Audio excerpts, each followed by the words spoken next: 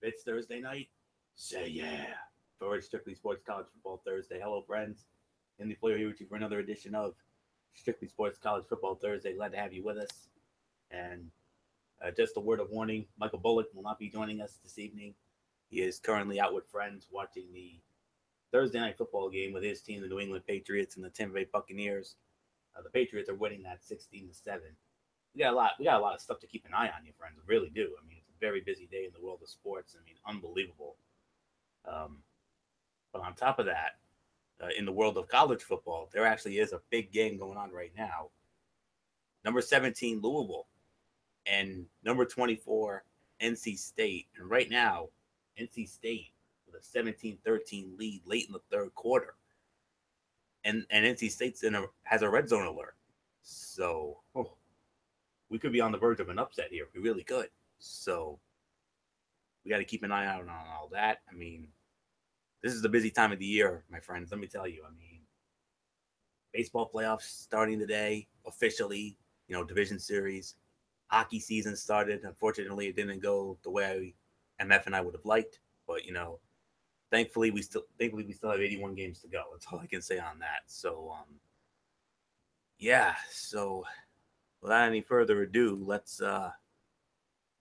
get into the action here. Oh, NC State has just scored a touchdown. They got a touchdown. Hines with a touchdown run for NC State, and they are about to extend their lead, heading the extra point. 135 to go in the third. We're just awaiting the extra point result, and just got it on my alert here. So extra point is good. Yep, I had a feeling it would be. 24-13. NC State leading Louisville with 135 to go in the third. Check it out on ESPN. That's where the game is currently being aired. So we could have a big upset here tonight. Really could. So alrighty. So with all that being said, let's get into the business at hand here. The remaining games for this weekend. These will all go down on Saturday. So all right. Well, okay, we should be ready to go here. All right. Starting it off in the ACC, it's going to be high noon on ESPN2 on Saturday. Your reigning and defending college football playoff national champion, Clemson Tigers, number 2 in the land. They're going to be squaring off against the Demon Deacons of Wake Forest in one of our sleeper matchups. This will be at Memorial Stadium in Death Valley in Clemson. Game will be broadcast over on, I believe it's on ESPN2. Yes, and it'll be Anthony Beck and Rocky Boyman. Excuse me. They'll be there on Saturday for that one. And the spread. Look out. And the spread favors. All right. Clemson 21.5 to 22.5. So another week, another prime time Saturday night game, and Clemson did it again. We thought they were going to have some trouble with Louisville. They went into Louisville, made themselves at home. We thought they were going to have trouble with Virginia Tech, and they did. But once again, Clemson held serve.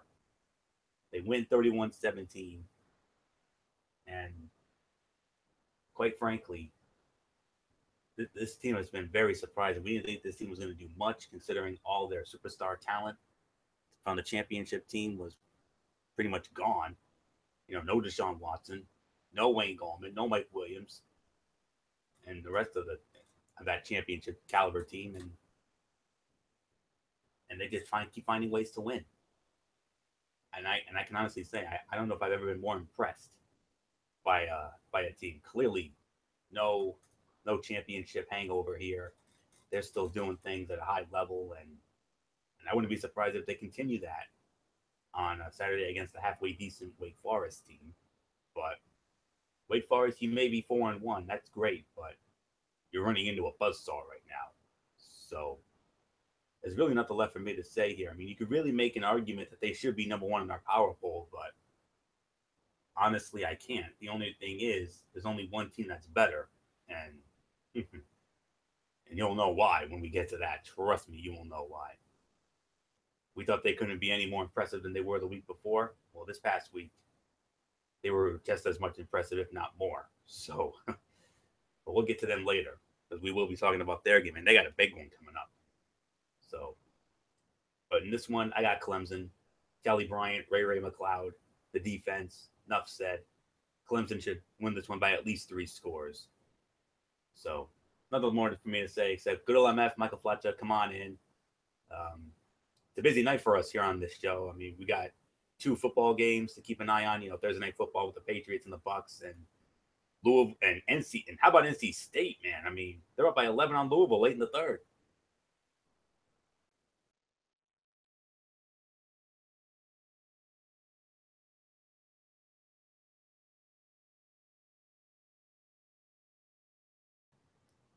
Yeah. So,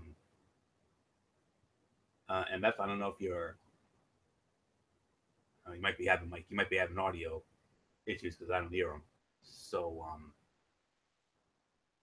anyway, I definitely do have. Sorry about that.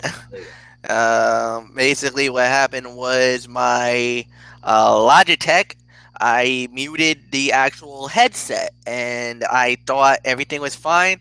Everything was fine on my end, and I find out that that was the issue. So no, like you said, big surprises right now. NC State looking really good. Um, Cleveland's looking like what we expected them to do against the Yankees. Of course, Patriots and Bucks, good game so far. And New England's defense is definitely answering the bell, but it is all about college football. And like you say, Clemson so far has answered every question we asked them up to this point. You know, could you handle Louisville in Louisville? Yes. Could you handle West Virginia, Virginia Tech, a very good team? Could you handle them? That answer was yes. Now you're going up against a surprising team in the ACC in Wake Forest, who's, probably hasn't had that much of legit competition until now. Can you answer the bell against them? Can you handle your business? I think they can. Despite all the things that you said, Anthony, with the way this team's been, I think they can. I think they will handle it very fine. I got them winning, so no doubt about it. Clemson wins. Anthony, let's move on. And keep your mic on, MF, because you're going to be leading off on the next matchup here. Another high noon game on this time on Fox. The number 3 Oklahoma Sooners at home at Gaylord Family Oklahoma Memorial Stadium in Norman. They're going to be hosting the Iowa State Cyclones. Fox will have this one, like I said. Brian Custer, Ben Lieber, and Jennifer Hale will be on the call. And Oklahoma, a 30-point favorite. Boomer Sooner, MF? Oh yeah, Boomer Sooner indeed. Oklahoma's just been unbelievable this year. A lot of people they had that one little hiccup when they went up against Baylor, which was surprising, but they handled their business. They got the job done. But now they got to try to handle it one more time, and now you're going into Big 12 conference play. You know how those games can turn out. High scoring, defense come to die type performances. But no, I'm with you on this one. I got Boomer Sooner. I think they'll handle their business and they'll get the job done. So Florio, what's yours? Yeah, it's Boomer Sooner, no doubt about it. Oklahoma should have no trouble whatsoever. Baker Mayfield and company should have an easy time with Iowa State, so especially at home. So Oklahoma, no doubt about that one. So now we're going to move on to another one of our sleeper matchups of the weekend. We got quite a few sleeper matchups here, friends. Let me tell you. High noon on ABC, the number 4 Penn State Nittany Lions will be squaring off against the Northwestern Wildcats at Ryan Field in Evanston, Illinois. This game will be on ABC. Steve Levy, back with his crew, Brian Greasy and Tom McShay. And Penn State, a 13.5 to 14.5 point favorite against Northwestern. I got to go with Penn State. I mean, there are perks for a veteran approaching an all-time record at a blue-blooded college football program. At Penn State, wide receiver Deshaun Hamilton made a request in the offseason. He wanted a way to practice his craft right up until the game time. So he asked if a jugs machine, a practice device that fires footballs at varying velocities, practice facility, and placed in the wide hallway outside the stadium locker room. And Hamilton said, we do it every game. We probably catch anywhere from like 50 to 100 balls before we go stretch. And it helped the fifth-year senior ready himself for the number 4 Nittany Lions' 5th consecutive win last week when he caught 9 passes for 122 yards and 3 touchdowns against Indiana, becoming the school's career receptions leader with 181. Hamilton led the Big Ten with 82 catches as a freshman, and his reemergence is coming at a good time for Penn State and a bad one for Northwestern, as the Wildcats host the Nittany Lions at Ryan Field on Saturday.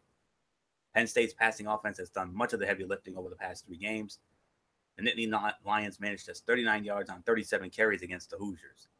Meanwhile, Hamilton has found his groove as Penn State's primary slot receiver. Although there was little running room last week for Saquon Barkley, Penn State's coaching staff has found plenty of ways to get the most out of the dynamic running back. He is the team's leading receiver with 386 yards, with 16 of his 27 catches coming in the last 2 weeks. Barkley began last week's game with a 98-yard kickoff return for a touchdown, and he ended his day by throwing a touchdown pass. He bolstered his Heisman Trophy candidacy with stunning highlights in the process, like catching an overthrown ball one-handed, well behind the line of scrimmage, and turning it into a 36-yard gain to spark a touchdown drive in the first quarter. That play and a bunch of others have made an impression on Northwestern coach Pat Fitzgerald. His biggest worry is surrendering the big play.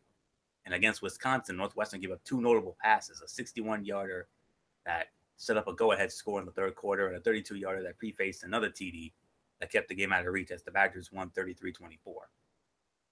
Northwestern has a veteran quarterback, Clayton Thorson, who is averaging 265 yards a game, completing 64% of his passes, and senior running back Justin Jackson going for his 4th consecutive 1,000-yard season. He's off to a slow start with only 273 yards on 64 carries. And Northwestern has only 15 scrimmage plays of at least 20 yards. Penn State has 33 such plays in 1 more game. But there are areas of improvement. And Penn State's coach James Franklin has expressed concern about the run game, and pass protection has become an area of focus too. And Penn State has had to juggle its offensive lineman as starting right tackle Chaz Wright has been limited by an unspecified injury. Veteran Andrew Nelson was coming off a knee injury and saw some playing time. The coaching staff has settled on Will Fries as the team's 3rd tackle. Quarterback Trace McSorley has been sacked 9 times in the past 2 games as the line has tried to figure things out. And Hamilton knows it's not a sustainable plan if he wants to remember this season for more than his individual honor. Hamilton says, no, we want the bigger things, bigger than just my career receptions record. We want the national championship.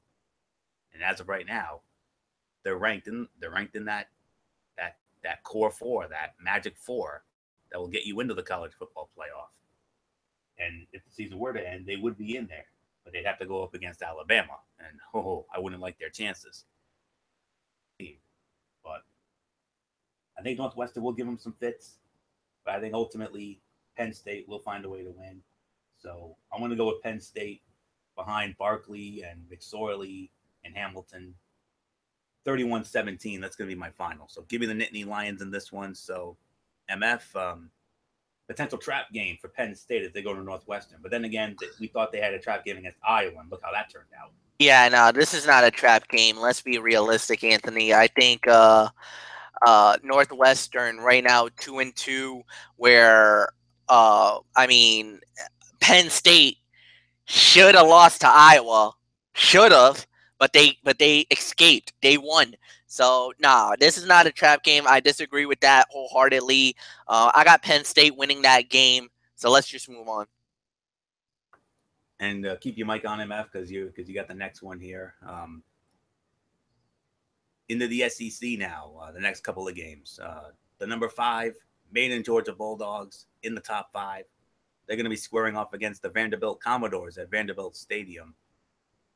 This game will be on ESPN, And our old friend, Mr. Holy Cow, Mike Patrick, along with Tommy Tuberville and Paul Carcaterra, they will be on the call for Georgia and Vandy. And Georgia, a 17.5 to 18-point favorite. MF, I mean, Georgia continues to impress, and Vanderbilt. A few weeks ago they had that big upset of Kansas State, but in the last couple of weeks, Alabama and Florida have really put it to them. Oh, yes, indeed. No doubt about it. Look, it looked like what happened was Vanderbilt had some easy competition that boosted their resume, and a lot of people were like, oh, this might be an interesting year. But then they ran into teams like Alabama and Florida, the top teams in the SEC, and we saw what happened. Beat down, belligerent type performances, and now we realize Vanderbilt is nowhere near the elite of the SEC, and now they're going up against another team who's in the elite in Georgia. Nah, man. Nick Chubb's going to have a big day. He's going to definitely break things open here. I got the Made in Georgia Bulldogs to win this game pretty handily, to say the very least. Nothing more to say. Anthony, it's yours. Yeah, it's Made in Georgia, man. What else is there to say? Not just Nick Chubb, MF, but let's not forget about Sony Michel, the other part of that backfield, and Jacob Fromm, their quarterback. I expect another big game from him, and they're going to continue to manhandle and frustrate Vanderbilt. They had that nice win over Kansas State some time ago, and then a 59-0 beat down to Bama, and then they gave Florida some fits last week, but Florida ultimately pulled away 38-24 in the swamps. So, yeah, it's Georgia. I don't need the detailed preview on that one. And we have one more high noon game left as we move on. This one on the SEC network. We got the number 12 Auburn Tigers, alma mater of our beautiful friend Lindsay McCormick. And they're going to be hosting the Rebels of Ole Miss, Jordan-Hare Stadium in Auburn. And we got Tom Hart with Jordan Rogers and Cole Kubelik. They will be on the call. Auburn, a 22.5 to 23-point favorite. It's Auburn. I mean, Jarrett Stidham, Cameron Petway, and that running game, which is unbelievable. And Ole Miss, did you see what happened to them last week against Bama? 66-3. Do I have to spell it out for you? Auburn wins and continues to put a smile on Lindsay McCormick's face, and I know she's going to be grinning from ear to ear when her alma mater should have an easy time with Ole Miss. So, MF, I mean, I'm sure it's going to get worse for Ole Miss. I mean, 66-3 against Bama. What's Auburn have to score for them? Well, we won't know. We're going to have to wait and see. But I'll tell you one thing's for sure. Auburn's been looking very good, to say the very least. With Kenryon Johnson, he's done pretty well. And, of course, there's other weapons. Defensively, bend not break. And 4-1, very impressive up to this point. I think they'll get the job done. Yeah, this should be an easy game. They should handle their business, no problem. But we'll wait and see. So with that said, Anthony, I give it to you. Louisville has cut the gap. Louisville has scored a touchdown. I just saw it on my. It was Lamar Jackson. Yeah, Lamar Jackson. Lamar Jackson, 4-yard run. They try to go for the 2-point conversion. No good. 24-19. With 12:39 to go in the fourth. So, yep. One of our top games of the week for sure.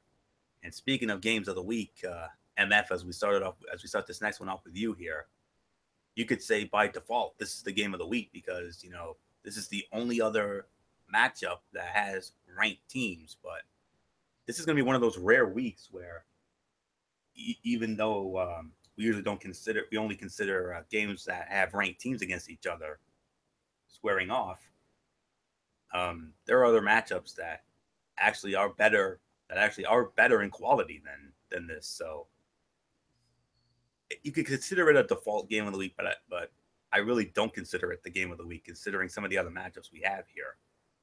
But as we go into our 3:30 slate of games, this one will be on Fox Sports 1.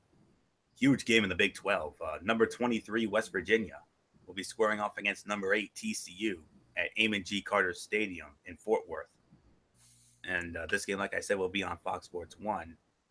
And it's going to be Aaron Goldsmith with Brady Quinn and Bruce Feldman. They will be in Fort Worth. And TCU, a 13.5-point favorite. So, MF, big game here in the Big 12. Major implications as West Virginia and TCU square off in a game of the week matchup.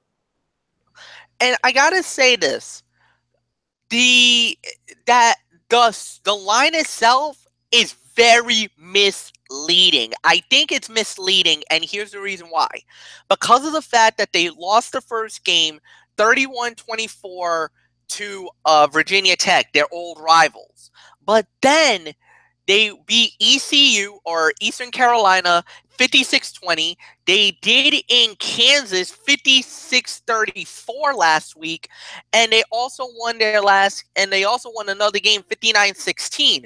The reason why I think it's misleading is, okay, TCU is undefeated, and okay, I'll give you that, but at the end of the day, who did they really play or who did they really beat to get to this 4-0 start?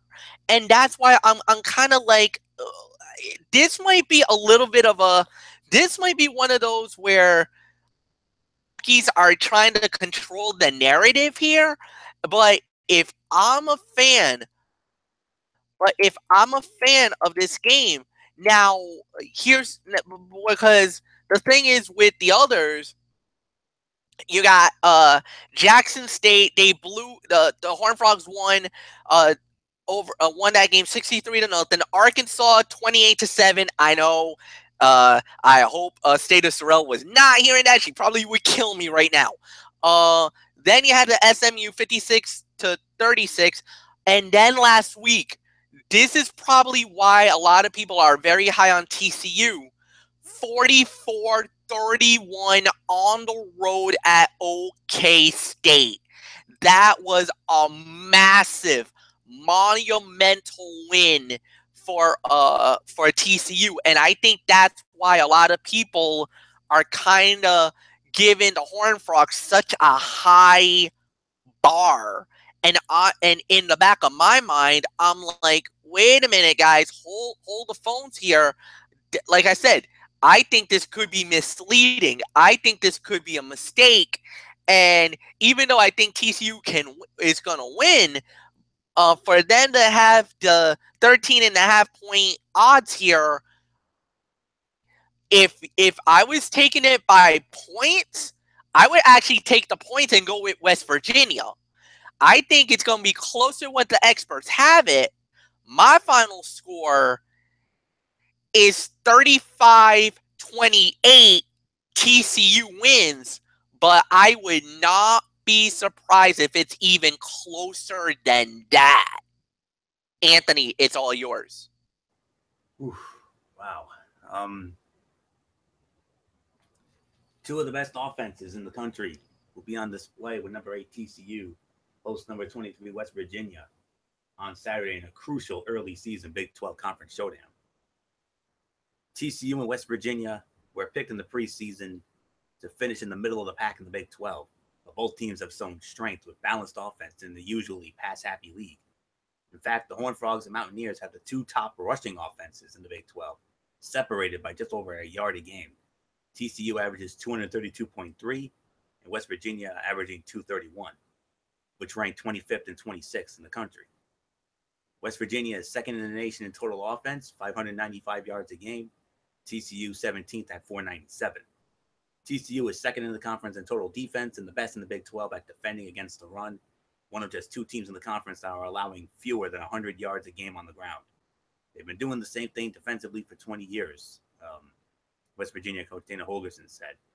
But West Virginia quarterback Will Grier, a transfer from Florida, leads the Mountaineers' prolific attack, hitting on 94 of 144 passes through 4 games, with 1,374 yards, 13 touchdowns, and 3 interceptions. He's a multi-skilled quarterback who is making the players around him much better. West Virginia also wants to run the ball. And with running back Justin Crawford, it has the chance to get meaningful yards on every snap and control the game.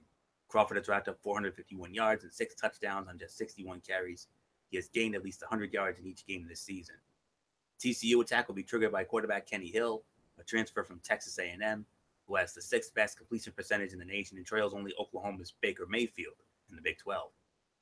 Hill is one of 2 starters in the conference who has yet to pass for more than 1,000 yards, but with the league's top rushing offense, he has been able to play a smarter brand of football that has led the team to its perfect start. If there is a key difference in this game, it hinges on West Virginia's ability to stop the run. The Mountaineers allowed a school record 291 rushing yards to Kansas' Khalil Herbert 2 weeks ago, allowing the sophomore to eclipse a mark that had stood since 2000. Sophomore running back Darius Anderson was the star of the show for the Horned Frogs in their 44-31 win at Oklahoma State last month, well, I should say a couple weeks ago, rushing 26 times for 160 yards and catching 4 passes for 41. Anderson looked as strong at the end of the game as he had at the start, rolling to a 42-yard touchdown on his final carry of the game to cement the win for TCU. I gotta take a moment here. NC State has scored a touchdown. They scored another running touchdown. So, pending the extra point, they're about to go back up by 12 again. With 10:07 to go in the fourth, NC State, my goodness. I mean, what a monumental win this would be for them. I mean, this would be the biggest win for NC State football in forever and a day. I can't remember the last time NC State had NC State football had a win so monumental as this one. I mean, wow.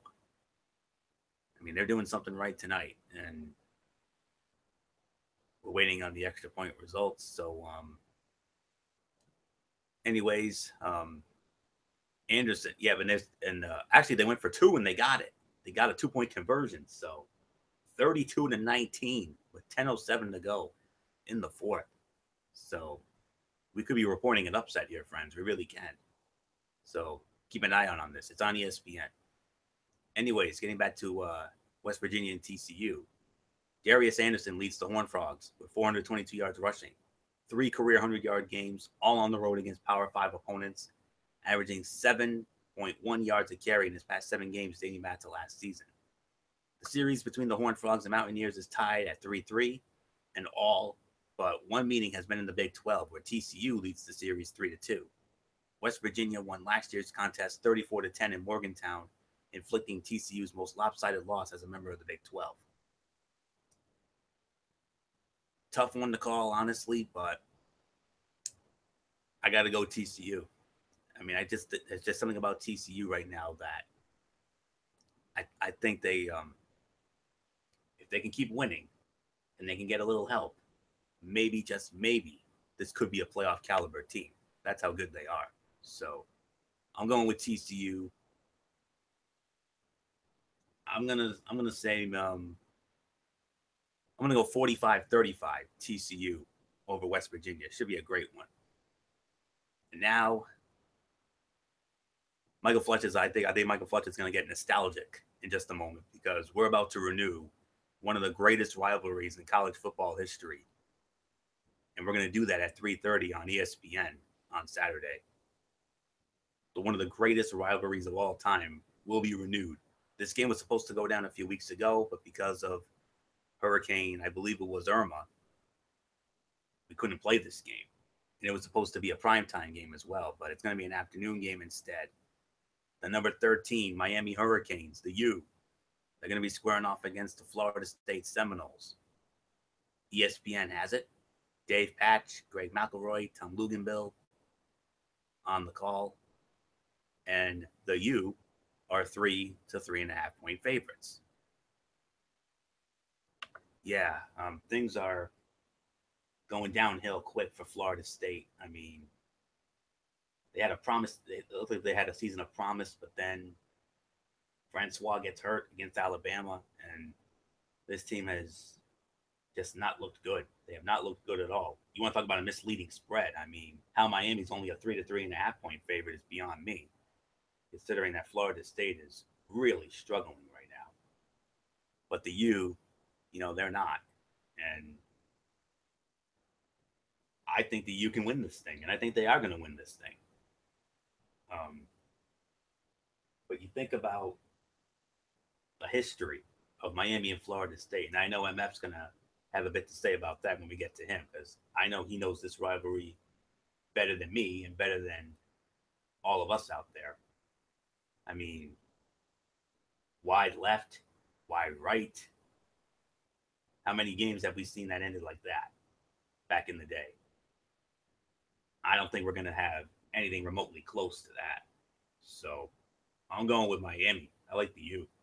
So there's really nothing left for me to say because I really want to get to MF's thoughts on this because I know this is a rivalry that definitely brings back a lot of memories for him and MF. I mean, Hurricane Irma pushed this game back to this Saturday. It was supposed to be a few weeks ago on a Saturday night, but it's now an afternoon game.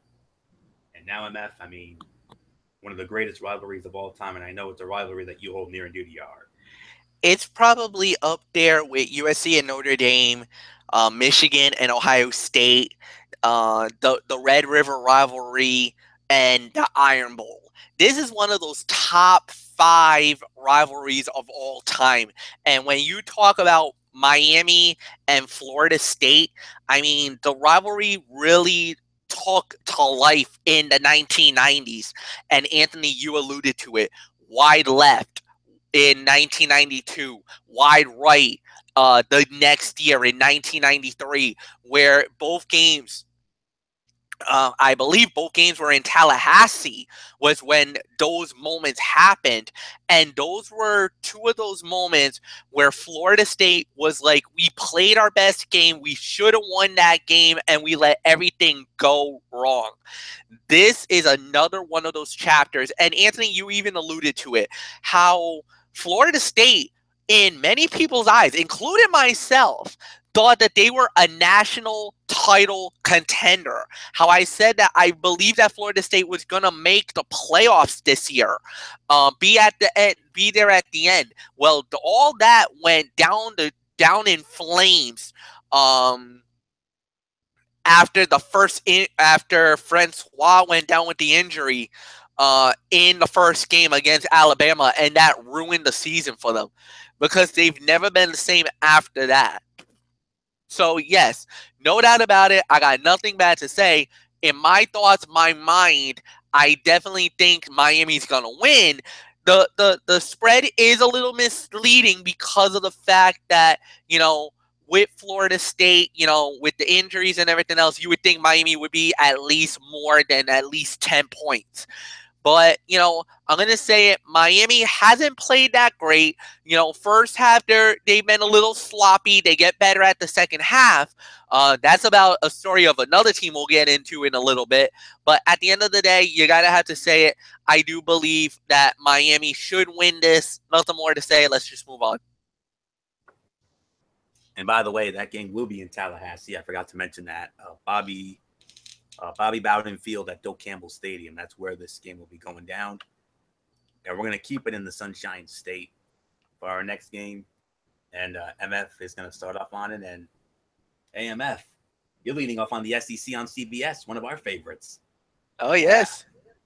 The number 21, Florida Gators. They're going to be at home at Florida Field at Ben Hill Griffin Stadium.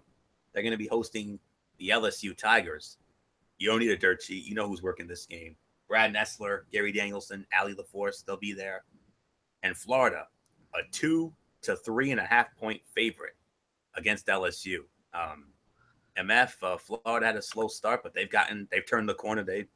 After losing to Michigan, they've won 3 in a row. But my question is, what's going on with LSU? I mean, they started off with promise, and now all of a sudden they're out of the poll altogether. Yeah, they've been struggling. 2 bad losses in back-to-back games. That's the worst thing that can happen.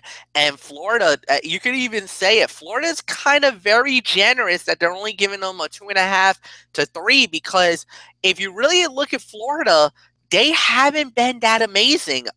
They got very lucky beating Tennessee.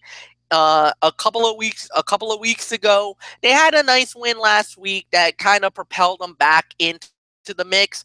But let's be realistic. Florida has not really been that flashy, that amazing all year long. I could say easily the same thing after the first game, but it is what it is. I do believe that Florida should get the job done because I think LSU is just reeling. They just don't know what is going on. They're struggling to say the very least. Give me Florida to win this game, Anthony. I give it to you. Before you do, MF, just one quick question I want to ask. I mean, I'm very curious to get a quick thought from you on this. LSU lost at home to Troy. What's up with that?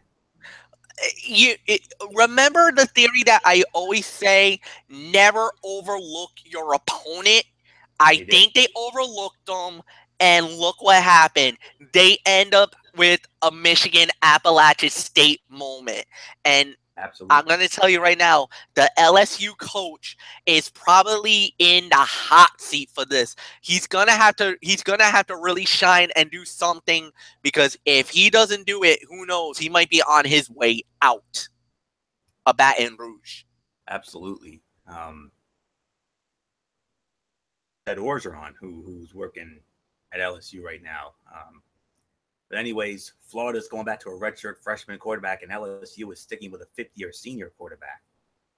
Felipe Franks returns to the starting lineup for the 21st ranked Gators a week after Luke Del Rio suffered a season-ending collarbone injury during the 38-24 win over Vanderbilt. Etling remains the starter for the Tigers, and Coach Ed Orgeron said he plans to play Etling the whole game after giving true freshman Miles Brennan playing time in 4 or 5 games. Frank started the first 3 games before being benched in the second half of a win over Kentucky 2 weeks ago. After Del Rio was injured against Vanderbilt, Franks completed 10 of 14 for 185 in the game. Franks likely will have to operate without the team's leading receiver, Tyree Cleveland, who sprained an ankle against Vanderbilt. Cleveland is averaging 21.7 yards on 15 catches. LSU has lost 2 of its last 3 games, routed by Mississippi State 37-7 in its SEC opener 3 weeks ago, and after beating Syracuse 35-26, it was shocked by Troy 24-21 last Saturday in Tiger Stadium. Etling completed 17 of 25 for 198, and Brennan completed 4 of 7 for 68. The Tigers went scoreless in the first half against Troy before Brennan replaced Etling to start the third. Brennan led LSU to 1 TD, but after Brennan threw an INT, Etling returned and threw 2 TD passes before being INT'd. Though the quarterback position seems to have stabilized, the same can't be said for the LSU running backs. Darius Geis, the SEC's rushing champion last year, sat out last week's game because of a leg injury. He returned to practice this week, but his backup, Darrell Williams, who has outgained Geis 320 to 314 this season, suffered an undisclosed injury against Troy that kept him out of practice early in the week. The game was originally scheduled to be played in Baton Rouge, but last year's meeting was moved from Gainesville to Baton Rouge because of the threat of Hurricane Matthew to Florida. As a result of delicate negotiations to reschedule last year's game, these teams will meet 2 years in a row in Gainesville. Florida won last year's meeting 16-10, stopping the Tigers on 2 rushes from the Gators' 1 on the final 2 plays of the game. The loss to Florida was a rare blemish on LSU's record during a 6-2 finish after Orgeron was named head coach when Les Miles was fired after a 2-2 start. But this Tigers team already has lost as many games as last year's team did under Orgeron, and the lopsided margin against Mississippi State and the surprising loss against Troy jolted the LSU program. And I think it'll jolt again. I got Florida winning as well. I mean, I don't know what else there is to say, so give me Florida. So okay, now I'm gonna get to have some fun here, because next up we're gonna talk about my team, Notre Dame, the number 21 Notre Dame Fighting Irish. They're going to be on the road 3:30 on ABC, and they're going to be squaring off against the North Carolina Tar Heels at Kenan Memorial Stadium in Raleigh, in Chapel Hill, I should say. This game, of course, will be broadcast on ABC, and I'll get to that information in just a moment. But let me see. Notre Dame, a 14 to 15 point favorite against North Carolina. And I believe Bob Wischusen's crew is working this game. Yes, Bob Wischusen, Brock Huard, and Allison Williams. And Notre Dame, like I said, a 14 to 15 point favorite. Oh man, I mean,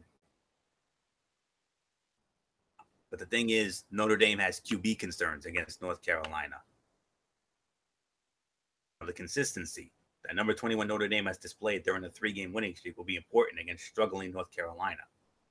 That's one of Irish coach Brian Kelly's main points to his team, which could be facing a bit of adversity with quarterback Brandon Wimbush turning up with an injured right foot. But the status of Wimbush, a multi-threat quarterback who has rushed for 8 touchdowns, could put a kink into some of the continuity. He also has thrown for 6 touchdowns. He experienced some foot soreness after the game, was put in a walking boot. Brian Kelly said Tuesday, referring to the aftermath of Saturday's 52-17 whipping of Miami of Ohio. He's listed as day-to-day, so that means backup Ian Book might receive more practice work prior to the matchup at North Carolina. It would seem like a more glamorous setting for North Carolina if the Tar Heels weren't simply trying to figure out what might work. Still, maybe this is the type of matchup that can energize the team. This marks the second-ranked foe for the Tar Heels this season, with 3 more currently in the rankings on the slate for later in the season. North Carolina's defense has had numerous holes, and the Tar Heels lost linebacker Andre Smith to a season-ending injury. Run-oriented Georgia Tech posted 403 yards on the ground against the Tar Heels last week, so they ought to know what's coming from the Irish. Notre Dame running back Josh Adams ranks 4th nationally with 658 yards. He has more than 2,400 in his career. The junior posted his 11th 100-yard rushing game last week against Miami of Ohio. Plus, the Irish have been opportunistic, scoring 70 points off opponents' 11 turnovers. The Tar Heels have led in the fourth quarter in 4 of their games, yet won only 1. That makes North Carolina's record deceptive, said Brian Kelly. North Carolina's offense has been sputtering despite the efforts of redshirt freshman Chaz Surratt, who will make his 5th career start. Even with the losing record, Carolina's coach Larry Fedora said this is no time to be looking too far ahead in regard to Surratt. The goal is to win right away. Tar Heels have been hurt by injuries, making it more difficult for Surratt. They lost senior receiver Austin Proehl for the season in the Duke game 2 weeks ago, joined a list of receivers including Thomas Jackson, Rontavious Groves, and tight end Carl Tucker, who have also been lost for the season since the schedule began. So Surratt is trying to develop new on-field relationships. That has left Anthony Ratliff Williams, a converted QB, as perhaps the go-to target in the passing attack. And Carolina has turned to Jordan Brown as the primary running back ahead of Michael Carter. Notre Dame has won 17 of the previous 19 meetings with the Tar Heels, including a 50-43 decision in 2014 at South Bend. Both North Carolina victories came at home in 1960 and 2008. This year, the Tar Heels are 0-3 at home, with losses to California, Louisville, and Duke. Dating to last season, they have lost 4 in a row on home turf. And I'll tell you what, whether Wimbush plays or not, I still think Notre Dame's going to win this game. I mean, I know we got a new quarterback coming in. We got a freshman quarterback in Ian Book. I've yet to see him play, but we'll see what happens. And Josh Adams has done a tremendous job in the running game. He's probably going to need to be the spark plug here if Wimbush can't go. I mean, day to day, that's nothing to be concerned about. But if Wimbush does start, then Notre Dame's going to have a much easier time with Carolina, no question about it. But Notre Dame, let me tell you this: you can't overlook Carolina. Yes, they're 1-4. Yes, they're a garbage team. But here's the thing: we can't. I mean, not only do we have to keep our eye on the ball, not only do we have to do our job, but we cannot take our foot off the gas. I mean, have you seen what this team has been doing the last 3 weeks? I mean, they were one Georgia defensive play away from being 5-0 and ranked maybe even higher than they are right now. They're 21 right now. They probably be right around the top 10 or top 15 right now if they didn't lose to Georgia. But oh Lord, 3 straight wins after that. Road wins. I mean, and they've all been very dominating wins as well. A dominant win at Boston College, a surprisingly dominant win against Michigan State, which I didn't see coming, but they surprised me. And then, as expected, a very easy win over Miami of Ohio. And now we got Carolina in Carolina. They've won 17 of the last 19, including that wild game 3 years ago when they won 50-43 at Notre Dame Stadium. the reason why I'm saying don't overlook Carolina, Notre Dame. We got a bye week after that, yes. But then the week after that, it's the most important game of the year as far as I personally am concerned. The University of Southern California Trojans are coming in for a Saturday night showdown on the 21st. I've got that game circled in blood red on that calendar, on my proverbial calendar. That to me is my Easter. It's the same way Michael Fletcher feels about Ohio State as a Michigan fan. I would love to see Notre Dame have tremendous momentum. And hey, SC went down last week to Washington State. And we're probably going to get into that in just a little bit. But we need to keep the momentum going. We can go into Chapel Hill and have an easy time with North Carolina and dominate like we've been dominating the last 3 weeks against BC, MSU, and Miami of Ohio. We might actually have a puncher's chance against SC. We just might. And there's nothing I want more than to not only beat SC, but also to prove MF wrong, because we all know how high MF is on SC. And in a couple weeks, if Notre Dame can keep this momentum going, and if Notre Dame should do the unthinkable and beat SC, skies could be the limit for us this year, which I honestly didn't think they would be. I thought we were going to be a middle-of-the-road team this year. But we've already matched our win total from all of last year. We only won 4 games last year, and we're 4-1 now. And it could be 5-1 against Carolina, Wimbush or not. So do your job. Don't overlook them. Keep your foot on the gas.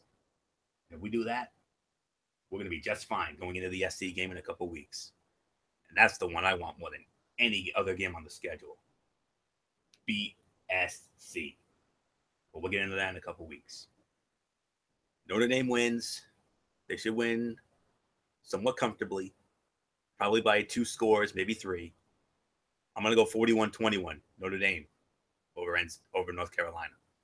Do your job, guys. That's all you got to do. Do your job, keep your foot on the gas, and don't take this team lightly despite their strugglings, despite their struggles. I think this Notre Dame soldier said enough, so MF, you're the impartial one here. So how did this soldier do? Did this soldier do enough to, set the tone? I mean, you did as good as you could do. I mean, that was expected. You wanted the strong look, the strong feel, the strong everything. And yeah, I'm with you about a lot of things. Yes, Notre Dame should win this game. The way they've been playing lately, they've been amazing. At the end of the day, you just cannot lose to North Carolina.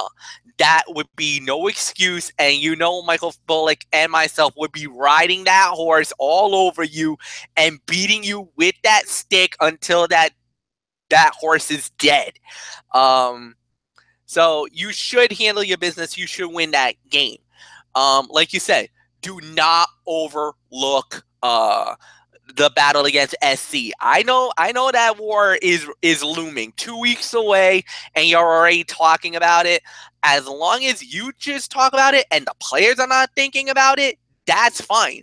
Because as a commentator, as an announcer, it's our job to talk about matches down the line. So, of course, that's one of them. We're going to definitely be covering that in a couple of weeks. But for Notre Dame, just do what you've been doing that's brought you to the dance. The great running by Josh Adams, the quarterback play, the defense has been rising up, and they've been amazing this season. If you get that, if you do that and you get your job done, and a la the Patriot way, do your job, you should walk away with this victory, and it's going to put you in a great position really to possibly head into that big fight against USC. So Notre Dame should win. Just focus on what you can do best, and that's all I can say about that. Anthony, it's yours. All right, we move on, MF. You'll be leading off on this next one, which, of course, Big Ten game. That's your wheelhouse. Number 10, the Ohio State University Buckeyes. Ohio State back in the top 10. They're going to be hosting the Maryland Terrapins. This game will be on Fox, and all for. And hey, the A team's going to be there. Gus Johnson, Joe Klatt, and Jenny Taft. They will be in Columbus for Maryland and Ohio State in the Horseshoe. And the I know favors Ohio State. I just need to see how many it is. 30.5 to 31. Whoa. MF, I mean, I know that's got to be like, oh, they're huge favorites again. Yeah, well, I mean, look at what they've been doing lately. If you saw them put that beat down on Michigan State, yeah, I understand why a lot of people are very high on Ohio State right now. So, no, I got nothing to say about it. JT Barrett should have a big game. J.K. Dobbins should have a big game. Yeah, this is an easy call for me. I got for me. Ohio State wins this one going away. Anthony, it's yours.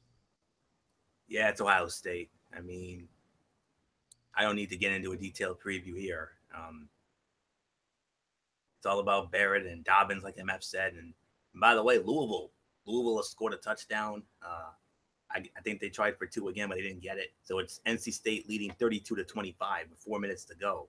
So we're definitely looking at some Shakespearean drama here. So MF touched on all of it. Ohio State should have an easy time with Maryland. So really nothing left to say. Let's just move on. Another 4 o'clock kickoff, this one on the Pac-12 network. The number 14 USC Trojans back at home at the Los Angeles Memorial Coliseum. They're going to be hosting the Beavers of Oregon State. Pac-12 network.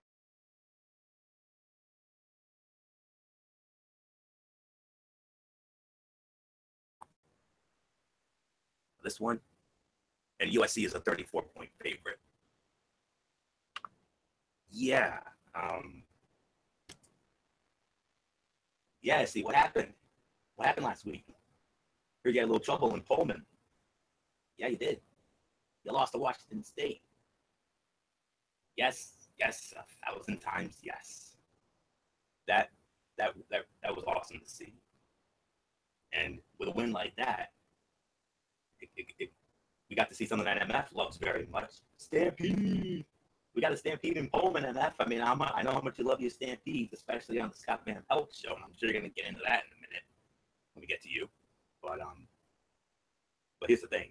SC's back home. They've got an inferior opponent. This is going to be an epic squash. This is going to be a Rusev crush. Sam Darnold, Ronald Jones II. The rest of that team, Stephen Carr. There's nothing left to say. SC, I mean, Oregon State, I'm going to say it like this. And MF, you know where I'm going with this. Oregon State, I hope you brought your gear because you're going to be in for a long day. All SC all the time. MF, I mean, what happened to SC? They got tripped up by Washington State and Pullman. Stampede time. Yeah, they got tripped up. It was a great win for them. Congratulations. Well done. Hard for a victory, no doubt about that. But now, oh my goodness, I mean, poor Oregon State, man. They're gonna be the sacrificial lamb on this one, man. No doubt about it. I got nothing more to say. I got USC winning this one pretty much in a laugher. So nothing more to say, Anthony. Let's just get on to the next game. Oh boy. As we go into our primetime slate of games, this one should be very much interesting. This is a sleeper matchup here. The number 1 team in all the land, the Alabama Crimson Tide. They're going to be squaring off against the Aggies of Texas A&M, 7:15 on ESPN. And the B team for ESPN will be on the call for this one. Joe Tessitore, Todd Blackledge, and Holly Rowe. They will be in College Station for this sleeper matchup. But Alabama is a 26 to 27 point favorite. So, MF, Alabama, the last 2 weeks, against Ole Miss and Vanderbilt have outscored them a combined, get this, 125-3. What are they going to do against Texas A&M? I think Texas A&M is going to give them more of a fight this time around. Oh yeah, they're gonna give him some problems. They're gonna give him a lot of problems. With Kellen Munn, he's really been a very good player, no doubt about it. And we're gonna wait and see what happens here. This is definitely going to be an interesting matchup. But at the end of the day, you just got to handle your business. You got to do what you got to do, and that is to play, the best you can handle. And for me, I think this is going to be a great matchup, a great fight, a great battle. And it's just what's going to happen. How is this going to play out? How's this going to look? For me, I think Alabama will win. I think they should have no problem winning this game. But this might be closer than what the experts have it. Even though they got it 26.5 to 27, I could see this maybe being touchdown, maybe 2-touchdown margin. But that's just me and my personal thoughts. Nothing more to say. Anthony, it's yours. I do have a scoring update, though. On Thursday Night Football, Tampa has just scored a touchdown, and it's now 16-14, and they're about to do an onside kick with about 2 minutes and 9 seconds left in the fourth quarter. And the Patriots recovered. All right, so nothing more to say. Anthony, it's yours. Yeah, definitely keep an eye on that as well. NC State has scored a touchdown. NC State has just scored a touchdown. 2:52 to go. It's 38-25, pending the extra point. I think for all intents and purposes, I think NC State's about to pull off their biggest win in forever and a day, as far as their football program is concerned. I mean, wow. Who saw this coming? I certainly didn't. But NC State, they are for real. That's all there is to say on that. NC State, you are for real. That's all I'm saying. Anyways, getting back to Bama and Texas A&M, I have to go with Bama. I mean, 59-0 beat down of Vanderbilt 2 weeks ago. Follow that up with a 66-3 beat down of Ole Miss at home.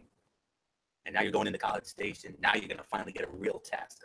Texas A&M, they may not be ranked, but Texas A&M, they're on the verge of being ranked. And the Texas A&M should pull the massive upset. They will be ranked. You better believe it.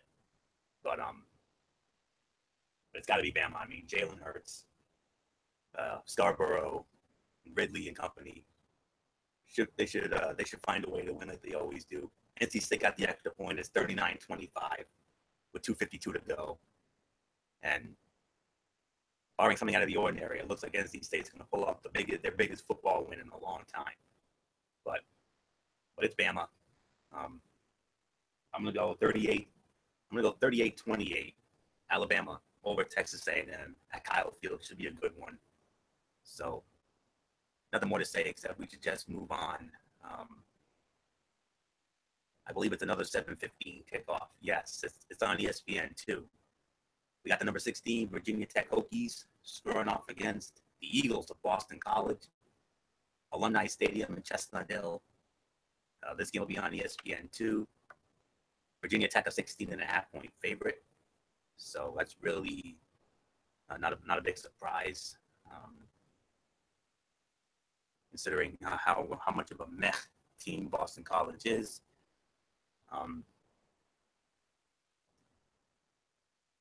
I just had to get my announcing sheet back up in order here. Having a little bit of some technical difficulties with that right now, so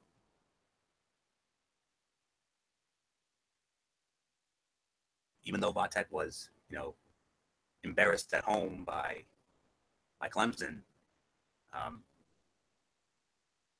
this is for a bounce back against a somewhat of an inferior opponent in Boston College. I mean, even though Boston College took Clemson to the limit before Clemson turned on the burners.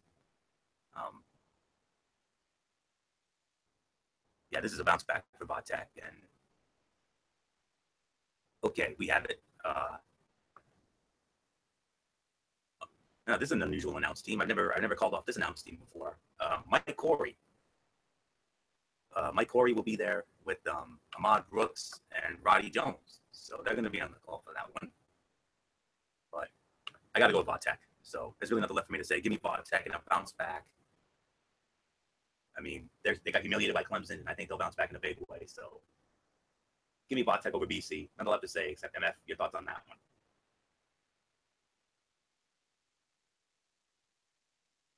Yeah, I think Vautech is going to win the game too. I think there's really nothing much to say. BC didn't really have that much of a performance the last time out. I just don't really have that much high hopes for them. So nothing more to say. Anthony, it's yours. All right, MF. I know you're ready. I know you've been chomping at the bits for this one. I know you're ready for this one. As am I. 7:30 ABC.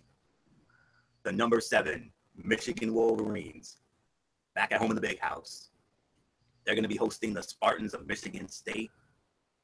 This game will be on ABC. You already know who's working this game. Chris Fowler, Kirk Herbstreit, Maria Taylor. They'll be there for this one. Michigan, a 10.5-point favorite. MF, I mean, this is 2 years in the making. I mean, last year was in East Lansing. Michigan won that one. They stole one in East Lansing. But now, Michigan, you know, they've got revenge on their minds from 2 years ago. The most demoralizing loss in the history of Michigan football. That left Michael Bullock in tears. It just left you in a Triple H cerebral viper mindset. So. Basically, if I didn't had to, I was probably throwing stuff around the room. Like I was the Yeah Man from the movie Rock of Ages, or Hey Man. Yeah, I was pissed. I was furious. I was angry. Mike Bullock was, he was beside himself, despair, didn't know what to think. And yeah, it was without a doubt a horrible situation that broke out, but there was really nothing more to say about it. So, yeah. So, I mean, we're going to wait and see what happens. This is going to be an interesting game, but Michigan, look, they just have to play their game. But we got to start out strong. We cannot let ourselves get ourselves in trouble during the first half and then think that we're going to do better in the second half. We kind of got away with it against Iowa a couple of weeks ago.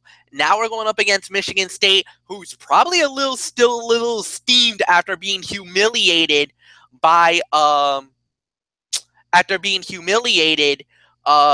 Ohio State. So this is going to be a great matchup. Michigan, I believe, should win it. 27-17 is my score. So, Anthony, I give it to you. A couple of corrections, MF. Michigan has not played Iowa this year. Their last game was against Purdue. I think that's what you were thinking of. Yeah, Purdue. I'm sorry. It was Purdue. My bad. And Michigan State was humiliated by Notre Dame. Not Ohio State. I don't think they played Ohio State yet. So I thought. Oh, was it? Okay. No. Michigan State and Ohio State haven't played yet.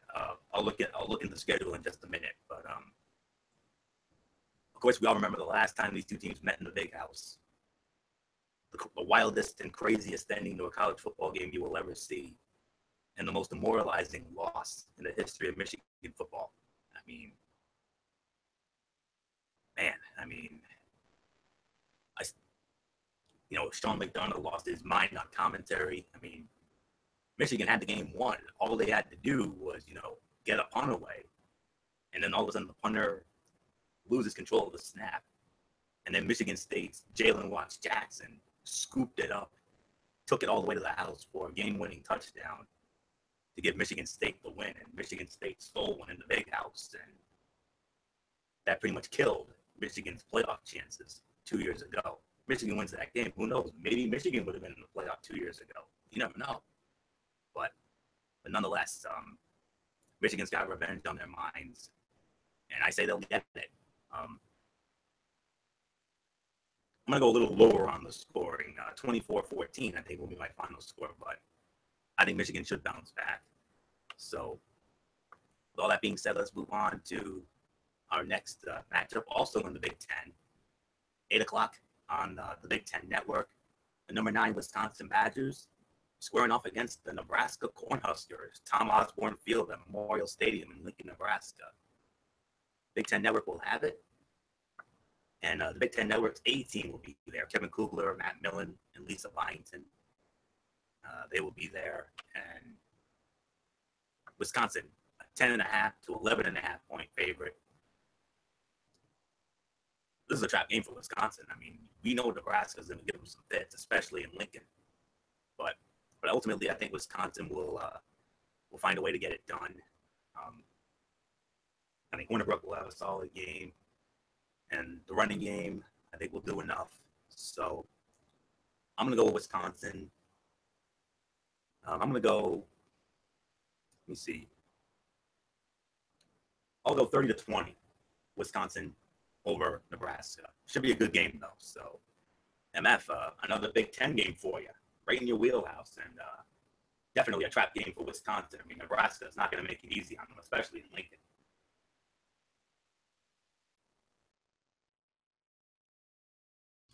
I'm sorry, I was a little too preoccupied here. Yeah, listen, I'm gonna say it like this.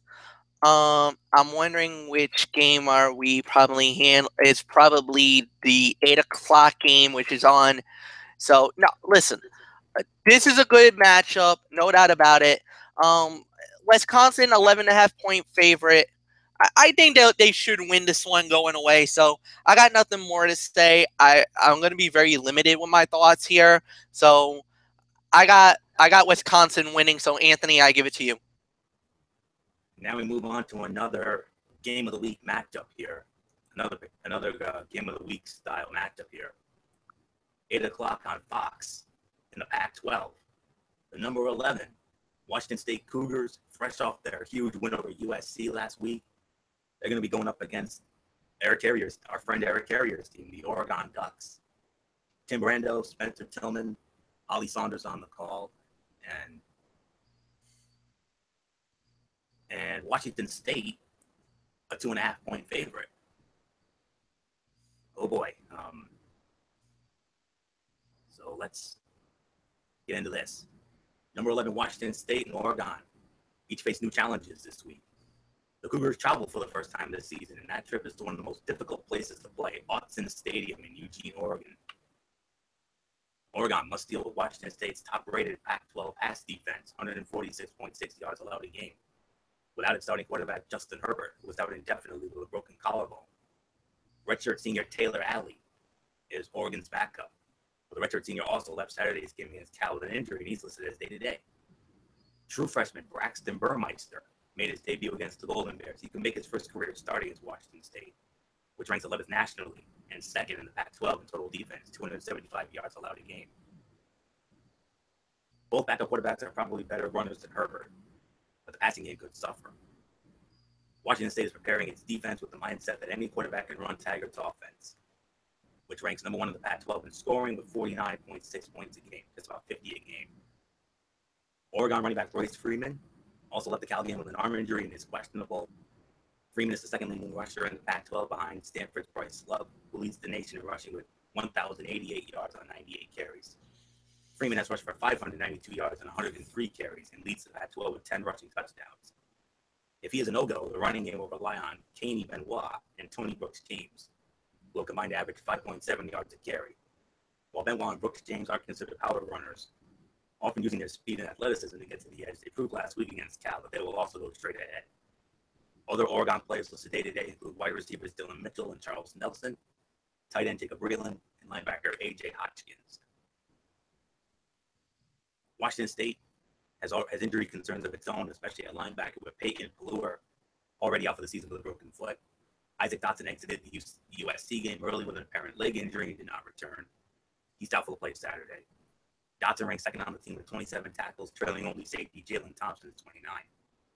The leader of the Cougars defense is outside linebacker Hercules Matafa, who had 2 tackles for loss in last week's 30-27 win over then number 5 USC. Matafa leads the Pac-12 with 4.5 sacks and 10 tackles for loss. Thompson, a sophomore who has started all 18 games in his college career, is another defensive leader. He's intercepted 3 passes. As usual, though, Washington State's air raid offense is prolific. Senior quarterback Luke Falk ranks second in the conference with 343.6 yards a game, completing 74.5% of his throws with 16 touchdowns and only 2 interceptions. Washington State played his first 5 games at home, but Mike Leach had the Cougars locked into the task at hand and isn't making a big deal about it this first road trip. Man, a lot of injuries indeed, but based on all of this, I got to go with Washington State. If all the Oregon's good players are out, I don't see how Washington State can go in there and steal one. So I'm going to go with Washington State behind Luke Falk and company. Should be a great game. I say 41-38, Washington State beats Oregon. And MF, before I give it to you, it is a final. It's Stampede time. NC State has beaten Louisville 39-25, biggest win for their football program in how long? Wow. Yeah, no doubt about it. Big win for them. Congratulations, NC State. Well done, guys. This was a big win for them, and actually, no, I don't see no stampede. I think they're just a lot of them are just because, man, that wall is wicked high. I don't think you're gonna get anybody stampeding tonight. That wall looks like 15 feet high. Good luck. You can stretch out your arms and get some great high fives. So you can definitely do that. But yeah, you're running the risk if you try to do a stampede on that. Yeah, not gonna happen. But good win for them. And actually, in the NFL, New England barely escapes with the 19-14 win over the Tampa Bay Buccaneers. A lot of people are a little annoyed with Tampa. Man, they let a lot. They left 9 points on the field. Nick Folk, if you would have hit those 3 field goals, we'd probably be talking about Tampa winning and maybe a lot more questions about the state and the where the Patriots go from here. But it is what it is. Nice win for them. NC State wins, so nice win for them. And now back to our job of the day, which is college football. Yeah, no, this is going to be a big matchup, no doubt about it. Like you said, Oregon's looked really good lately. They looked pretty strong to start out. You know, the 4-1, yeah, they had that one bad game where they lost, but Washington State looked really good, you know, in the near the top 10, on the fringe of the top 10. As a matter of fact, they're in my power rankings tonight, or in my power poll, I should say. Where they're going to be, you'll find out in a little bit where I have them. But at the end of the day, this is actually going to be a good matchup. This is going to be a tight battle, but I think Oregon's going to steal it. They're at home. They've looked a lot more better at home than they do on the road. For me, I'm going to go with Oregon for the upset. Anthony, I give it back to you. Wow. Okay. We'll see how that goes. Okay, let's move on. We're down to our final 4. We got 4 games left. Next one is 8 o'clock on ESPN University. The number 25, how about this? The number 25, University of Central Florida, UCF, the UCF Knights. They're going to be squaring off against the Cincinnati Bearcats at Nippert Stadium in Cincinnati. ESPN University will have this game. Roy Philpott and Tom Ramsey will be on the call. And UCF, a 17-17.5 point favorite. So, MF, how about UCF? They've looked really good. But, you know, the rating and the prediction and everything that they're getting, I agree with this. I like what I've seen from UCF. They're looking really good. They're pretty strong right now. For me, I agree. I think UCF will win this game. Cincinnati, up and down, inconsistent. Don't like what I'm seeing from them. Give me UCF to win this game. Nothing more to say. Anthony, I give it to you. I got UCF as well. My final score, 34-17. Simple as that. So I'm going with UCF. Okay, now we're going to the late night kickoffs. This one will be at 10:15 on Fox Sports 1, but a good one here in the Pac-12. The number 20 Utah Utes at home at Rice-Eccles Stadium in Salt Lake City. They're going to be hosting the Stanford Cardinal. Good matchup there. This game will be on Fox Sports 1. Eric Collins, Danny Janelle, and AJ Hawk will be on the call. Stanford is a 4 to 4.5 point favorite. A little misleading there, considering Stanford's been struggling lately. But I disagree with the spread. I got to go with Utah. Don't get me wrong. I love Stanford's running back, Bryce Love. I think he's amazing, but I just think Utah is playing their best ball at the right time, and they're at home at that beautiful Rice-Eccles Stadium. So I'm going to take a chance. I'm going to go with Utah. So, MF, Stanford and Utah, what do you think? This one's a little more difficult to predict, because of the fact that, you don't know what you're getting from Stanford. It's been kind of in and out, inconsistency. You don't know what's going on. But Utah's looked really good. They've looked really strong. So, yeah, I'll give you the benefit of the doubt. I'll go with Utah. And nothing more to say. Couple more games left. MF, you got the next one. We're staying in the Pac-12. The number 6 Washington Huskies at home at Alaska Airlines Field at Husky Stadium. They're going to be hosting the Golden Bears of Cal. This game will be on ESPN. And Mark Jones, Rod Gilmore, Quint Kessenich will be on the call. And Washington, a 27.5 point favorite. MF, I think I know where you're going with this one. Yeah, Washington all the way. They've been so dominating lately. They're looking like a team possessed. It looks like they want to be back in the playoff. They're right now, I believe, the best team in the Pac-12. There's really nothing more to say. And they're at home. Yeah, no, this could be like the lock of the week in my eyes. I got nothing more to say. Anthony, go. It's Washington. Jake Browning and Gaskin should have a time with Cal. So nothing more to say there. So give me Washington in that one as well. And our final game of the week, a 10:45 kickoff on ESPN2. The number 19 San Diego State Aztecs squaring off against the Rebels of UNLV at Sam Boyd Stadium. This game will be broadcast on ESPN2. We got Clay Matvick and Kirk Morrison on the call. And San Diego State, a 9.5 point favorite. I got to go with San Diego State. I mean, you know how high I am on this team. I mean, they remind me so much of Boise State, a few years ago, that Cinderella darling, For many years it was Boise State. Last year it was Western Michigan. This year it's San Diego State. And I wouldn't be surprised if they end up, getting that loophole into the New Year's Six Bowl.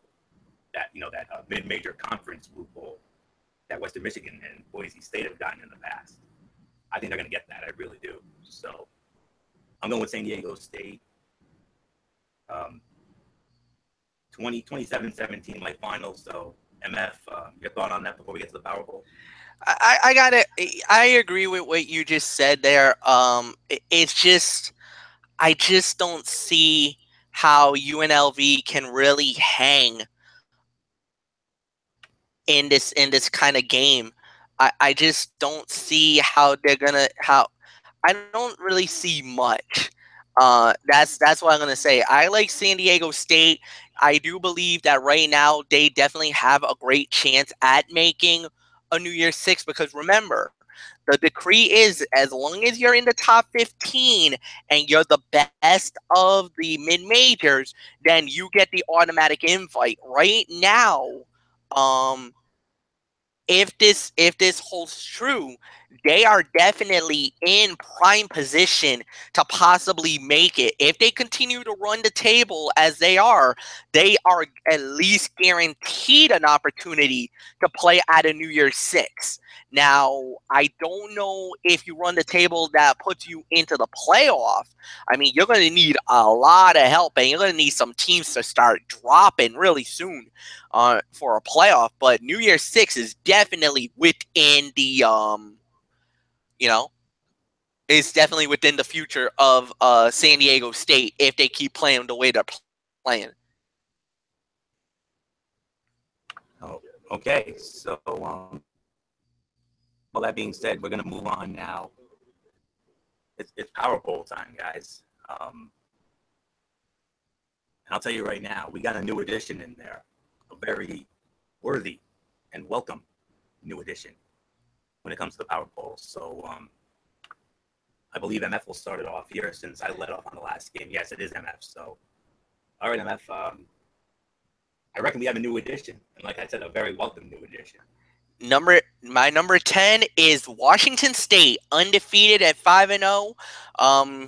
Look, what they did to USC. The minute they knocked out USC and the way that they beat USC, that pretty much made you and me. And even if Michael Bullock was here, he probably would have been like, we would have been idiots for not putting them in. They had the biggest win of the week, the biggest jump of the week. They deserve to be where they're at. Number 10, Power Poll, Anthony, go. It's Washington State, man. The Washington State Cougars. Yes, indeed. The alma mater of former ESPN SportsCenter anchor, the beautiful Jamie Sire. And I know, and I saw on her Twitter, she was having a lot of fun. That's all I can say on that. She was very, very much excited for that win. And why not? I mean, anytime you beat SC, I mean, that's a big deal as far as I'm concerned. I mean, you most certainly deserve to be in the Power Bowl, no doubt about it. Of course, SC is the dud of the week, obviously, because they're out. And one team that we're used to having in the Power Bowl, they're back in. They're going to be back in this time around in just a matter of moments. But Washington State, man, what a win! I mean, knocking off USC. I mean, that's as good as it gets. So they got Oregon next. In Oregon, I think they can find a way to win, especially with all those Oregon injuries. So we'll see what happens. So nothing more to say. Actually, that other team is an honorable mention, Ohio State. Ohio State, honorable mention. They're on the outside looking in at 11. We had to put Washington State over them because, hello, Washington State beat SC. So, number 9, Wisconsin Badgers. They took care of business in their last game, and yeah. So, just give me a moment here. I mean, a nice win for Wisconsin back home. Yeah, they took out Northwestern, and they got Nebraska coming up. That's going to be a tough test, but I think they'll ultimately find a way to win. So, Wisconsin Badgers, number 9. How about it, MF? Yeah, no doubt about it. I also got Wisconsin at my number 9 as well. You brought up everything that you needed it to say and the whole 9 yards, and yeah, so there's nothing more to say. Let's just move on. Now, Anthony, I need to ask you a question. Yes. I want to make sure that I'm right here. Number 8. Is this where Michigan goes? Because I want to make sure, because I don't want to be, because I know they had a bye. Where were they in the rankings when they last played? Were they at number 8 or yes. Okay, so that's an automatic. So there's no argument. Michigan number 8. Yeah, Michigan Wolverines. Okay. Great. Yeah, because they didn't play last week. Yep. But they got revenge on their minds against Michigan State, looking to avenge the most demoralizing loss in Michigan football history from 2 years ago. So, and I think they will. So that's all I can say there. So Michigan is number 8. Number 7, the Horned Frogs of TCU. TCU. They just keep on rolling. I'm loving what I've loved what I've seen from them as of late.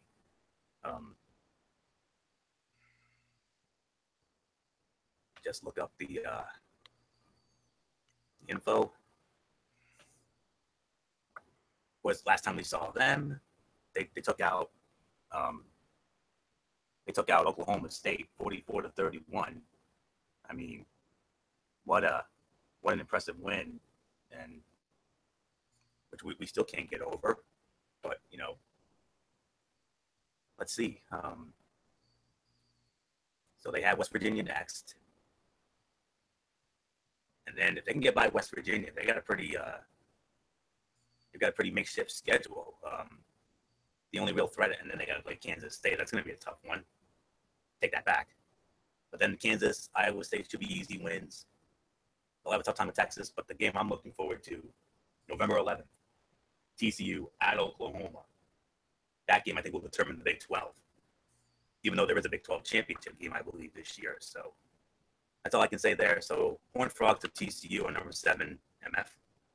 Yeah, I agree with that. Horned Frogs TCU number 7.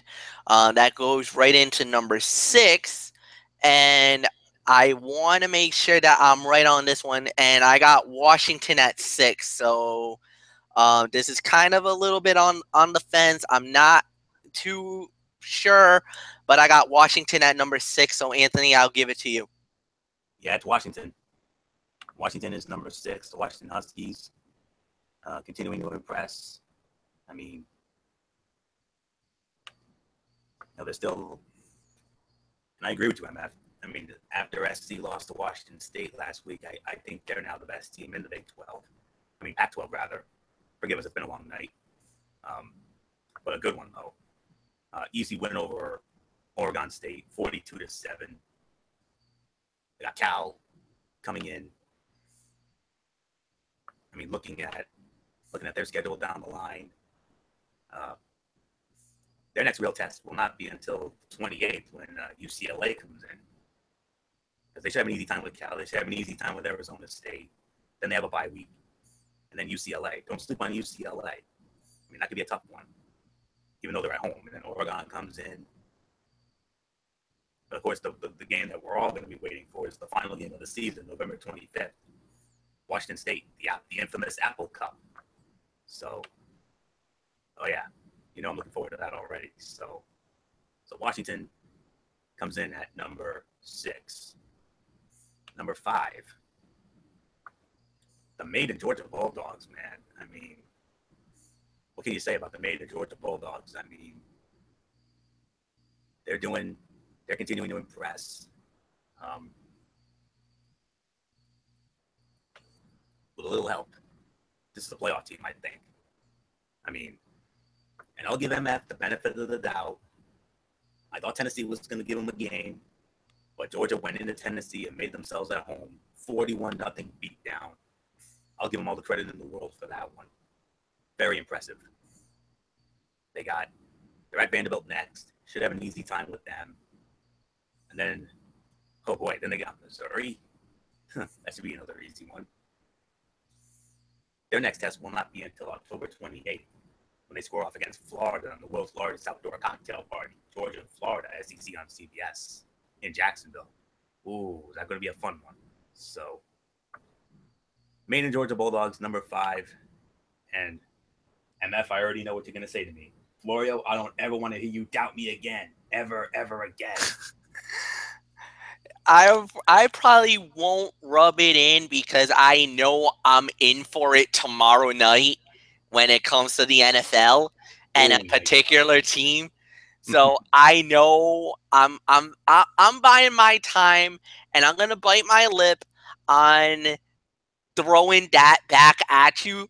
But there will be a time and there will be a place where I will open fire and come swinging like that. I think I did it a few weeks ago, where I was able to get my comeuppance when it was the Dolphins and the Chargers. Florio went against me, went against the Dolphins, and paid for it dearly. So this time around, uh, like I said, tomorrow you'll know why we're talking about all that. Yes, number 5 is the Maiden Georgia Bulldogs. That was guaranteed. That was relevant, no doubt about it. Number 4, 4-1 is easy. 4-1 is, I mean, the 4-1 was the most easiest we've ever had. Number 4, Penn State. I mean, okay, you guys were literally a couple of seconds away from being knocked out of the poll. Like, literally, they almost got knocked out of the poll if they would have lost to Iowa. That game was a 5-star classic and beyond, and it saved their season. If they would have lost that game, Georgia would probably be in playoff contention. Georgia would be very happy with you. Washington would have been thrilled with that news. And two other teams would have been really happy, which would have been Michigan and Ohio State. Big Ten Conference, that's a major deal for them. But for me, number 4, Penn State. Anthony, go. Penn State, number 4. And they better hope they get by Northwestern, because the week after they have a bye week. And then MF, they've got the murderer's row schedule of murderer's row schedules when it comes to the Big Ten. 3 consecutive weeks. Home against Michigan, at Ohio State, and at Michigan State. The 3-headed monster of the Big Ten.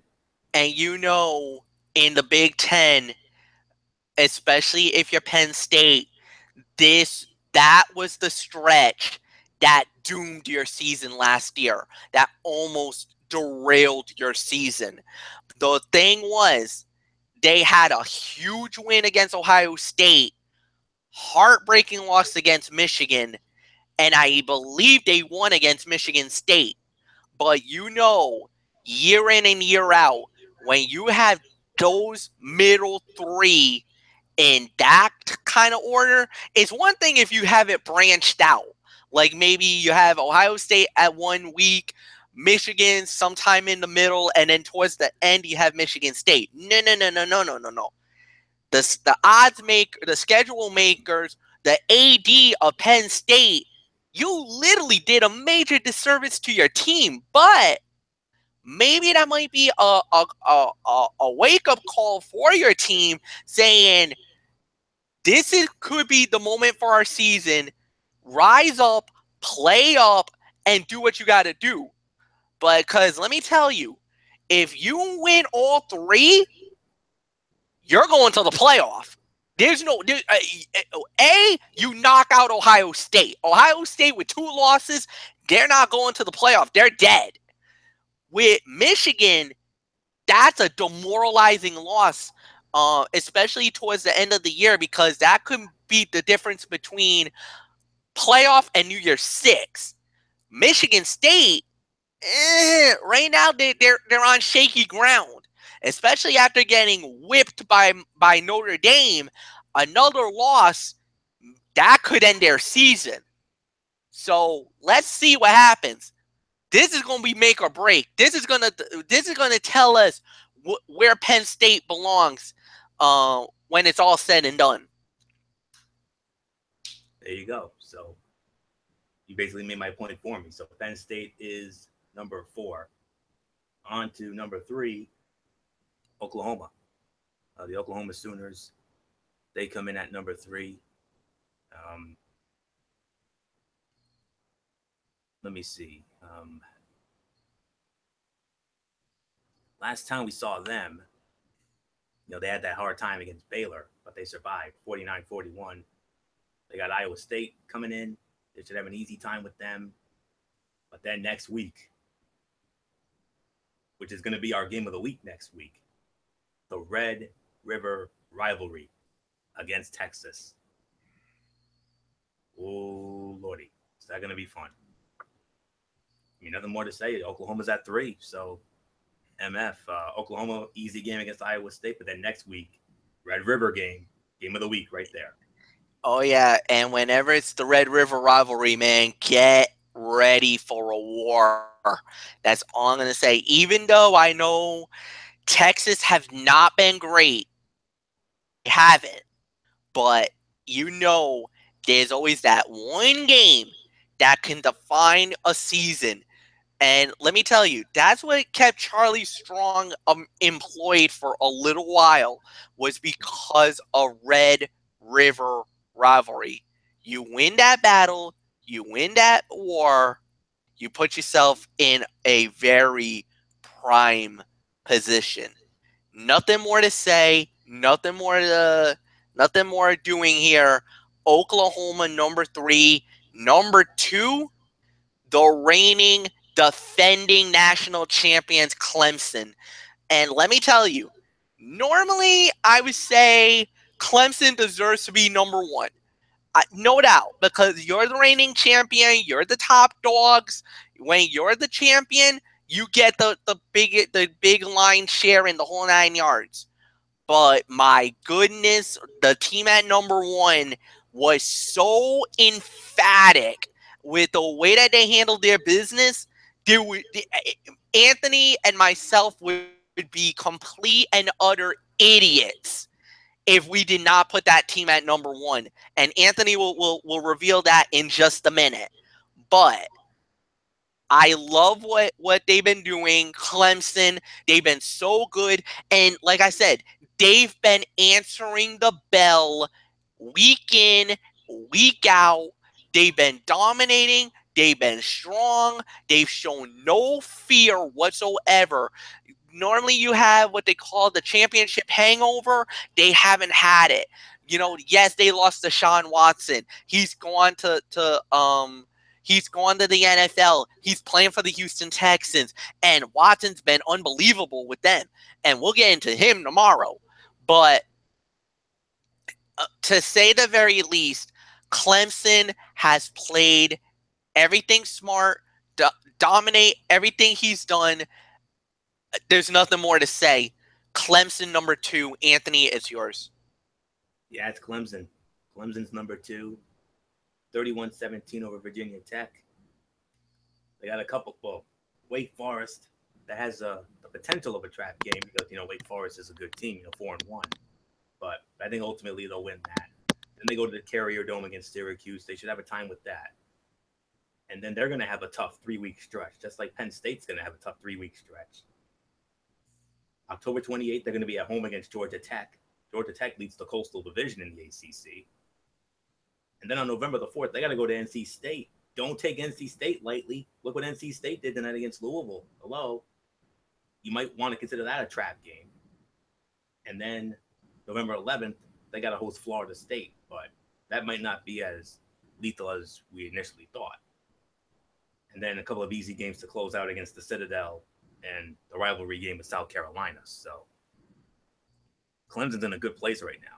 But it's that 3-week stretch against Georgia Tech, NC State, and Florida State that's really gonna tell us if last year's champ.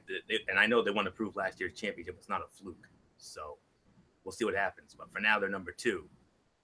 Number 1, second week in a row, well deserved. Roll Tide roll. Jason Hixenbaugh and the Alabama Crimson Tide. They are your number 1 team in the power ranking, or the power poll, rather. I mean, we thought it couldn't. We thought we were thinking what are they going to do against Ole Miss? I mean, we thought Ole Miss was going to give them a little bit of a game. I mean, they went into Vanderbilt. pounded Vanderbilt to a pulp, 59-0. We thought it couldn't get any worse than that. Oh, it did.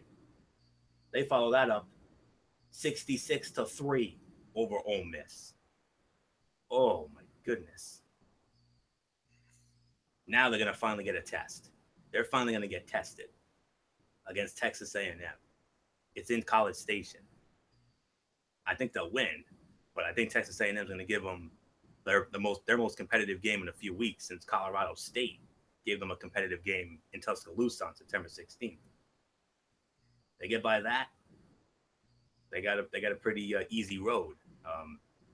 Home against Arkansas, they should have no trouble with them. Sorry, Sorrell. Home against Tennessee, I'm not high on you boys anymore. You really let me down last week. Phoning it in against Georgia. LSU, I think that might now be an easy game, considering LSU's fallen off the radar. At Mississippi State, we'll see. Mercer, come on. That's going to be a squash. They get by this. Their next test ain't going to be until the Iron Bowl against Auburn. And that's the game that's going to make or break Auburn's season.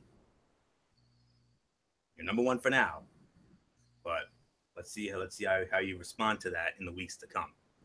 You get by A&M, you got nothing holding you back. Your next test ain't going to be until the Iron Bowl. So we'll see what happens. Alabama Crimson Tide, roll number one. MF, I mean, of course they're going to be number one. Their last two games, they've outscored their opponents 125-3, for goodness sakes. You made the point earlier in the day. How great they were and how dominating they were and how amazing they were. So no doubt about it. Number one with the bullet. I'm going to call it Alabama Crimson Tide, like you said, roll tide roll. And that's all that matters. They did what they needed to do. They handled their business. They played like a national champion. They're looking like national champions. They look like they got an axe to grind. They're ticked off about what happened a year or so ago when they got their hearts broken, when they let Deshaun Watson literally beat them with 1 second left in the national title game. So yes, they want to get back there, and there was a possible feeling or a sentiment going around that, are you ready for possibly Bama Clemson 3 for the national title? Because right now, they might be on a collision course again. You don't know. It's possible. Bama number one. Anthony, it's yours. Put a bow on this show. Exactly, and that's exactly what we're going to do. College Football Thursday in the books for this week. Of course, next week on the show, we got some more good matchups, but of course, the headliner next week, no question about it, the Red River rivalry, Oklahoma and Texas, and then we'll see how the rankings, look, and we'll see how the matchups will look for next week. But Oklahoma and Texas, that's the big one next week. So, all right, so tomorrow night, we're going to be back with you. We got NFL Friday. Only 13 games on the docket because this starts the bye weeks. 4 teams on bye. I'll let you know who those are tomorrow. Of course, I'll tell you which games are in our FPI top 5, the high leverage game of the week. And you are not going to believe the game that myself and MF have considered our game of the week. It's going to surprise a lot of people. Trust me, it surprised us. But it's definitely one I felt froggy enough to do. So I can't wait to do it. So it's going to be a lot of fun. So we'll get into those games tomorrow night. Our rankings, probably some more shakeups. And then Saturday night, 10:30, over on MF channel, Braves Fan 95, a special edition of the Cerebral Smack Talk. We're going to be previewing the SmackDown Live exclusive pay-per-view, Hell in a Cell, rather. I'm sorry, TLC, the Raw pay-per-view. We're going to look at Hell in a Cell, give you our predictions on all the bouts. And then Sunday night, immediately following the pay-per-view, we'll be back on MF's channel for the recap edition for Hell in a Cell. And then Monday night, we got Ridiculously Raw. And then Tuesday, Cerebral Smack Talk. And College Football Thursday next week, headlined by the Red River game. So that's it, my friends. We're done. So until tomorrow night for NFL Friday, it's Anthony Florio here for good old MF, Michael Fletcher, and in spirit, Michael Bullock, Dede Woodson, and Derek Ferreira. You know the routine, everybody. Thumbs up. Talk to you later. Yeah. Throw it up, Fortune 4 style. Bye for now, my friends. God bless. Be good to each other. Have a blessed Friday, and until tomorrow night, for NFL Friday, you've been watching Strictly Sports College Football Thursday right here on Zone 25 and YouTube.com. For now, Anthony Florio. So long.